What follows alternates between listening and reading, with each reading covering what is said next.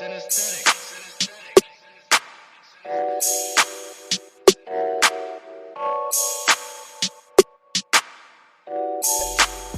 news, breaking news, everyday news on Prince Miller Entertainment TV.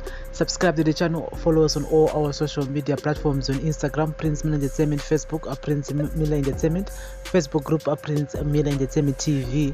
We are also available on Twitter at P Miller ENT. Follow us on Twitter and we follow back. Today is the 20th of January 2022.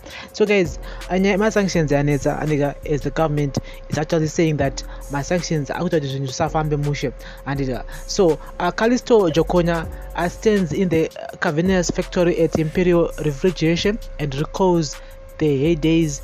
In the 1990s, his factory located in the Zimbabwean capital Harare was buzzing with a workforce of 350 people who cranked out 20,000 refrigerators a year.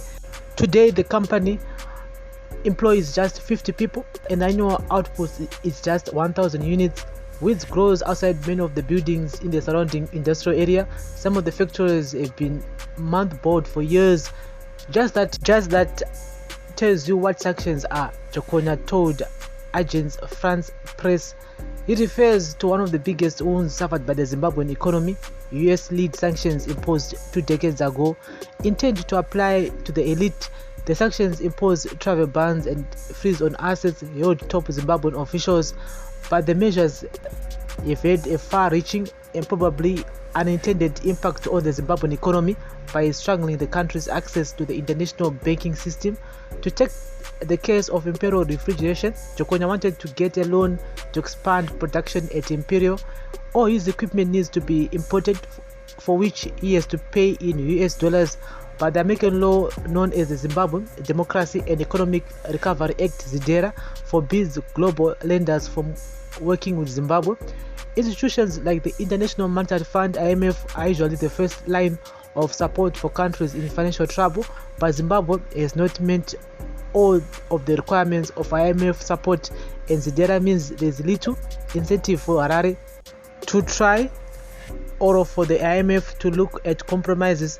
Private banks also struggle to access international funds. ZIDERA imposes stiff penalties for companies who deal with companies targeted by the law. The result is that Zimbabwe is meager suppliers of US dollars at home, and it is risky for entrepreneurs to access to greenbacks abroad via private banks. A UN expert said after a visit in November that 87 financial institutions have stopped doing business with Zimbabwe for fear of running afoul of the sanctions. Foreign leaders often have much leeway to adjust sanctions over time, but in the case of ZIDERA, the punishment is enriched in US law, which could require any changes to be endorsed by Congress. Indeed, the latest version of ZIDERA, passed in 2018, further raises the threshold of lifting the sanctions.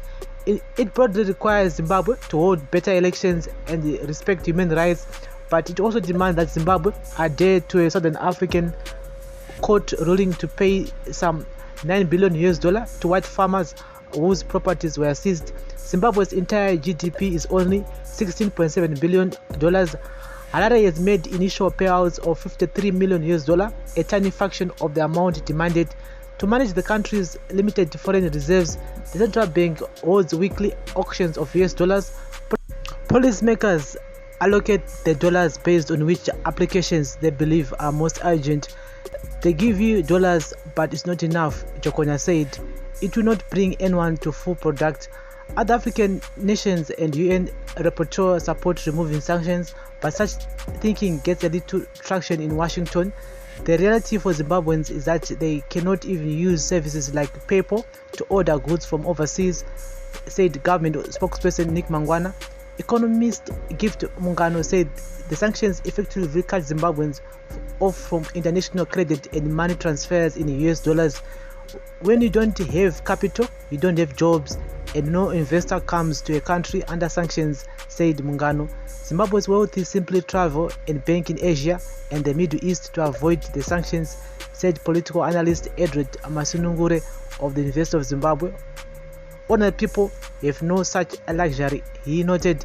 instead of bringing political change to Zimbabwe, I do agree 100% of what Mr. Chikona is saying for poor economic many of the factories in the early 90s akavarwa. If you go kunana Southampton where ma factories akawanda atone huswa oshawa zoti production yakapedzera kuitwa rini watone makore mafactory akavharwa pazhinji acho because of nyaya yemainvestors. Hakuna mainvestors, no investor want to come to Zimbabwe because we are under sanctions. Ndochokwadi chitongoripo, but tine problem again nyaya corruption, which we always talk about here so many times, that corruption is also playing a center role in terms of this whole situation. Of course sanctions ariko, but corruption ndio yanyanya. Vanhu vakawanda vari kutora mari vachiisa muhomwe dzavo. That money can be used to uplift those factories akavharwa.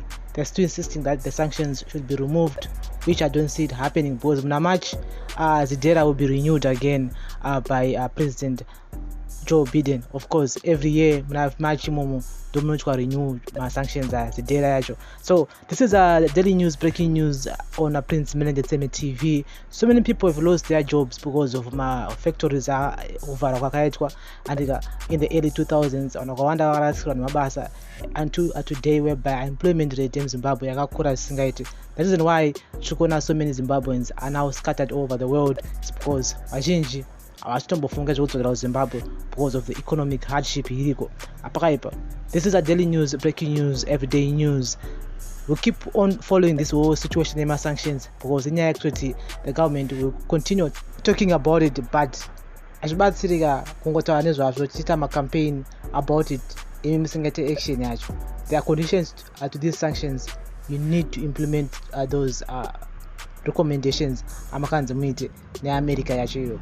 And so this is a daily news, breaking news, everyday news. Thank you very much for listening and watching. Remember guys to like, share and comment and turn on the notification bell so that you won't miss any of our new uploads. We upload here each and every day, each and every hour. Daily news, breaking news, everyday news on Prince Millennium TV. Bless up.